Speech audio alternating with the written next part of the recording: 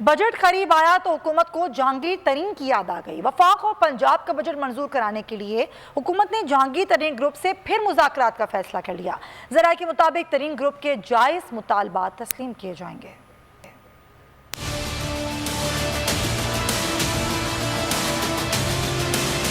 आए ना बैठे बात करते हैं। बजट मंजूर कराने के लिए हुकूमत ने जहांगीर तरीन से फिर मुज़ाकरात का फैसला कर लिया। वफाक और पंजाब में सादा अक्सीरियत पर बनी हुकूमतों के लिए बजट की मंजूरी बड़ा चैलेंज बन चुकी है। दोनों बजट मंजूर कराने के लिए हुकूमत को हर सूरत जहांगीर तरीन ग्रुप की हिमायत दरकार है। बजट की मंजूरी की राह में हायल रुकावटों को दूर करने के लिए हुकूमत तरीन ग्रुप से फिर मुज़ाकरात का डोल डाल रही है।